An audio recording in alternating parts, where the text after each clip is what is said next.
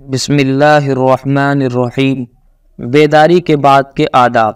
جلدی سے بیدار ہونا، نیند کا خمار اڑانے کے لیے آنکھوں کو ملنا، اللہ کی نعمت پر شکر ادا کرتے ہوئے اٹھنے کی منقول دعائیں پڑھنا، سورہ آل عمران کا آخری رکوع پڑھنا، مسواک کرنا، دونوں ہاتھوں کو پہنچوں تک 3 مرتبہ دھونا، وضو کرنا اور اس میں ناک برابر صاف کرنا، گھر والوں کو بیدار کرنا، نماز پڑھنا۔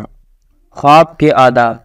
جھوٹا خواب بیان نہ کرنا، عالم یا خیرخواہ کے علاوہ کسی کے سامنے خواب بیان نہ کرنا، خواب کی تعبیر میں جلدی نہ کرنا، تعبیر دینے والے کا تعبیر دینے سے پہلے یہ دعا پڑھنا: خیر تلقاہ و شر توقاہ و خیر لنا و شر لأعدائنا والحمد للہ رب العالمین۔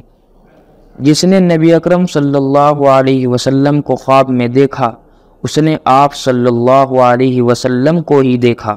اچھے خواب کے متعلق آداب۔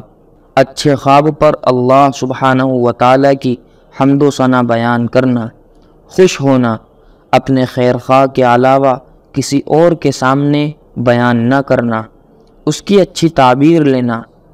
برے خواب کے متعلق آداب۔